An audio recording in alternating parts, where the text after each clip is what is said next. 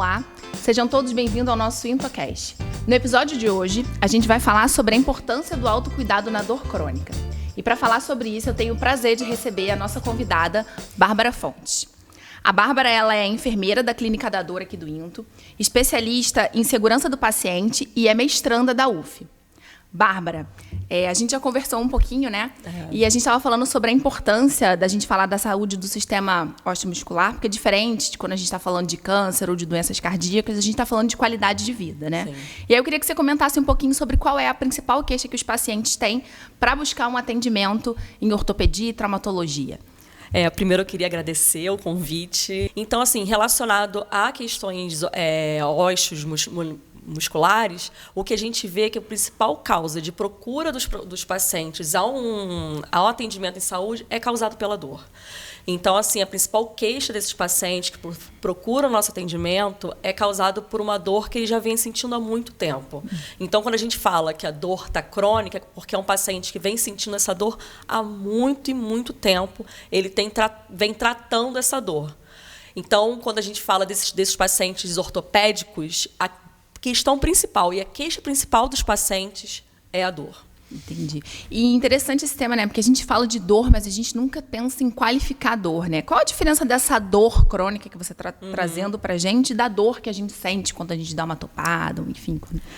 Tem a dor que a gente sente quando a gente dá uma topada, uma dor de cirurgia, que é uma dor aguda, que ela tem um período que acontece, ela tem limite de tempo. E enquanto que a dor crônica, quando ela passa de 3 meses, a gente já começa a considerar ela crônica. A dor aguda é como se fosse um aviso para o nosso corpo, que aquilo que alguma coisa aconteceu, um corte, e enquanto que a dor crônica pode não estar relacionada a nenhuma lesão. As informações dolorosas, nosso cérebro acaba criando assim, informações de dor. Então, a pessoa tem toda a experiência dolorosa mesmo, de dor mesmo, quando acontece a dor crônica. E tem vários tratamentos de dor crônica. Mas o que a gente está vendo mais, que as pessoas, que os profissionais estão estudando mais, são os tratamentos não farmacológicos. Tem os tratamentos farmacológicos, que a gente não tem que esquecer e nem tem que abrir mão de tratamento farmacológico, mas tem os tratamentos não farmacológicos, que não tem nenhum tipo de efeito colateral ao paciente, e aquilo a gente pode botar isso como para a qualidade de vida desse paciente. O não farmacológico está relacionado a uma saída com a família, ao bem-estar, de você se sentir bem, e que a dor não te impossibilite de sair, de ter uma saída com a família, de você conseguir socializar apesar da dor, de você ter uma qualidade de vida apesar dessa dor que você sente há muito tempo. Que a gente vê que a família sofre junto com o paciente de dor crônica. Acaba sofrendo muito porque ele fica recluso, fica tem um impacto na vida, né, desse paciente. Muito impacto, muito grande. No entorno dele, no entorno dele, ele não consegue fazer mais nenhuma atividade porque ele fica muito focado naquela dor mesmo que ele sente, naquela experiência dolorosa. E dependendo da vida que ele teve, ou do histórico dele, o que a gente diz que a dor é multidimensional. Não é só aquela dor que você está sentindo. Várias coisas vão te afetar e vão fazer com que aquela experiência fique pior. O que a gente quer é falar para essa pessoa, para esse paciente que está sentindo dor, que ela pode não controlar o que você está fazendo. Você pode controlar de uma forma que você tenha qualidade de vida, apesar da dor. Entendi. E sobre essa questão do tratamento, né? Você falou que tem tratamentos farmacológicos e os não farmacológicos. Imagino que esses farmacológicos tenham algumas desvantagens, né? Você poderia comentar um pouco sobre isso? O que a gente vê com essa questão do paciente com dor, principalmente com dor crônica, até o paciente com dor aguda, é que eles acabam fazendo uso de medicamentos não prescritos. Esse que é o risco quando a gente pensa na questão da dor. Porque o que a gente vê são pacientes... Eu sou enfermeira da Clínica da Dor e a gente faz atendimento ambulatorial aos pacientes que realizaram que estão em pós-operatório ou estão na fila para atendimento, para cirurgia, pacientes com dor já crônica. E o que a gente vê é um uso indiscriminado de anti-inflamatório, porque você acaba vendo, aquele meu vizinho deu certo com ele, eu vou usar também. Dicas de medicamentos, e o paciente acaba repetindo esse uso, e às vezes o resultado nem vai ser o mesmo para ele. O que acontece é que ele acaba tendo um efeito negativo para ele, um efeito colateral, pode ter efeito renal, efeito no fígado, em várias funções do corpo podem ficar afetadas com o uso crônico, porque se o paciente está sentindo dor há muito tempo, ele não vai fazer uso desse anti-inflamatório uma vez só. Ele vai fazer crônica várias vezes, durante muito tempo, e é um medicamento que, por vezes, não foi prescrito por nenhum médico e nem ter sido acompanhado por nenhum profissional de saúde. Porque é importante também o acompanhamento do uso desse medicamento. Será que esse mesmo medicamento está fazendo o mesmo efeito? Será que eu preciso de um outro tipo de abordagem medicamentosa? Então, por isso que o medicamento, a pessoa tem que... O paciente e a pessoa tem que ver o que risco que traz para ele o uso indiscriminado, porque assim, a gente está sentindo dor, a gente vai tentar usar qualquer coisa que a gente vê pela frente, porque é muito ruim, você fica limitado nas suas atividades, você não consegue trabalhar direito, você não consegue ter uma convivência com a família legal, então é muito ruim, então você acaba usando qualquer coisa que tem pela frente, uma indicação de algum vizinho, qualquer coisa. Então, isso que a gente tem que ter muito cuidado com o uso dos medicamentos. E o que pode ajudar foi que a gente já lá na Clínica da Dor, a gente também fala sobre essa questão do não farmacológico. Dessas terapias que não têm nenhum tipo de efeito colateral, que algumas são até de fácil uso, para entrar como se fosse um complementar a essa terapia medicamentosa. E essas podem ser implementadas e feitas pelo próprio paciente, pelo próprio paciente. E aí fala um pouquinho pra gente sobre esse autocuidado aí do manejo da dor. Uma coisa importante para a questão da dor é o exercício físico. Então, é importantíssimo que o paciente faça exercício físico. Tem também formas de relaxamento, porque quando o paciente está sentindo dor, ele acaba focando muito na dor. É muito difícil. A gente mesmo, quando está sentindo dor, a gente foca muito naquela dor e a gente não consegue fazer outra coisa, a gente não consegue pensar em outra coisa. Então, assim, uma coisa importante relaxamento. Ver o que relaxa.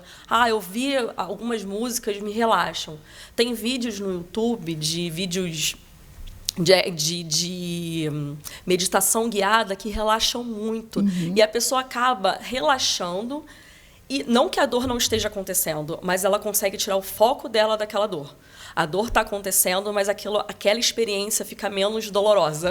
Né? Pelo que eu entendi, isso é bem individualizado, né? Eu tenho que encontrar aquilo que me relaxa para tentar tirar meu foco da dor. Exatamente. Prestar atenção em você. Prestar atenção no corpo. Isso eu sinto mais dor quando eu faço esse tipo de movimento. Entendi. Tentar, porque assim, quando o paciente está com uma dor crônica, ou então quando é um acidente, que ele acaba mudando muito o padrão de atividades que ele faz, é muito difícil dele aceitar que ele não vai poder fazer as coisas que ele fazia antes. Isso também é muito difícil para o paciente aceitar, ou para a própria pessoa aceitar, não que seja um paciente daqui do INTO, mas a pessoa aceitar que, às vezes, ela não vai fazer a mesma coisa do mesmo jeito que ela fazia antes. De repente, assim, vamos supor, uma pessoa está arrumando a casa, ela fazia tudo de uma vez. Agora ela vai ter que relaxar, ou então ficar em repouso entre uma atividade e outra. Não ir além dos limites dela. E isso é muito difícil, realmente. Se respeitar, né? Exatamente. Respeitar o corpo. Antes você não sentia, mas agora você está sentindo. O padrão mudou. Infelizmente, você não é a mesma pessoa. Isso a gente conversa muito lá na Clínica da Dor. A gente tem um projeto, que é o Programa Integrador, que foi fruto de uma tese de doutorado da Juliane, que é a enfermeira que agora é a diretora de enfermagem, e que a gente está sempre conversando com ele. Você tem que se ver como você é hoje e não comparar com o que você era antes de estar com a dor crônica. É muito importante, que a mudança de comportamento é muito difícil. E a gente tem um período que a gente acompanha esse paciente. Então, se o paciente em casa, ele pode se perceber.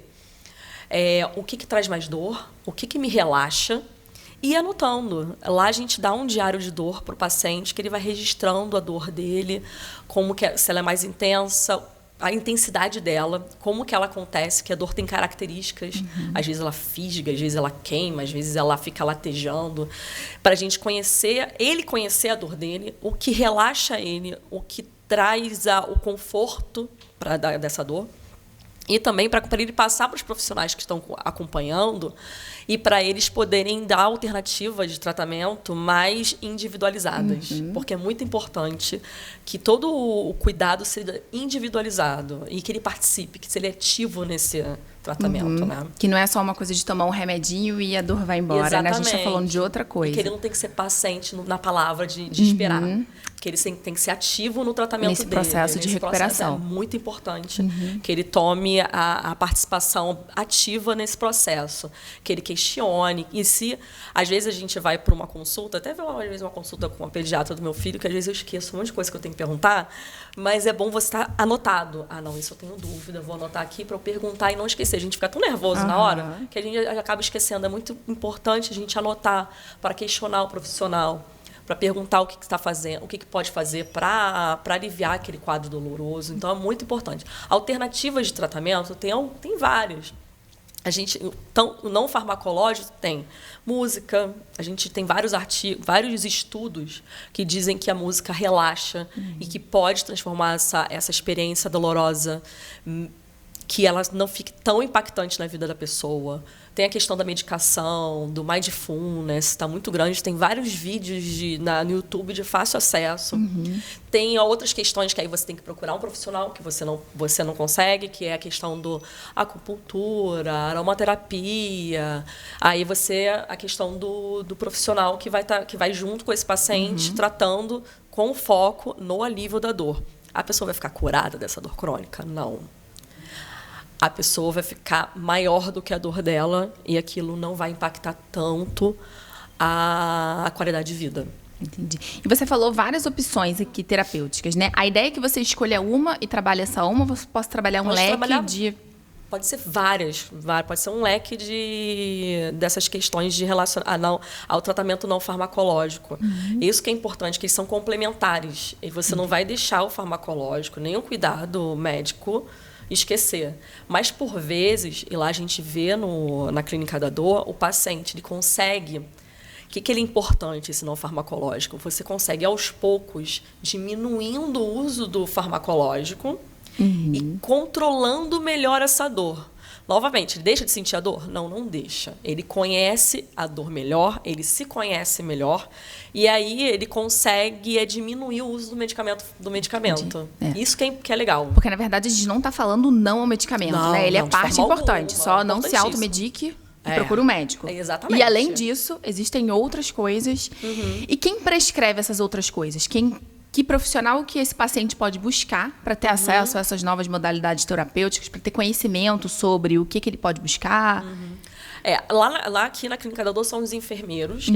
A gente que encaminha o paciente para as práticas não farmacológicas e também orientamos a utilização. E quando não é um profissional, o que ele pode é aquela questão que a gente falou aqui, assim, se conhecer o que me relaxa. De repente, não é nem uma atividade. Você, me relaxa, teve alguns pacientes que eles gostavam de cuidar de horta, essas coisas, aquilo relaxava. Tem Esquecia da dor nesse momento, né? Esquece completamente. Aquilo relaxa mesmo. A dor para de acontecer, não. Ele está com foco em outra coisa. Tem pacientes que fazem algumas atividades, dependendo, claro, da questão física, né? Faz algumas atividades manuais. Isso também relaxa, isso tira o foco. E a pessoa pode ir se desafiando a fazer algumas atividades que vai trazer... Não é no primeiro momento que ela vai conseguir tudo e que ela vai ser maravilhoso, não. É continuidade. Com o tempo, ela vai percebendo e ela vai se relaxando para aquela atividade, para a questão da dor, porque no início, realmente, a pessoa fica muito paralisada e fechada para tudo. E é difícil mesmo.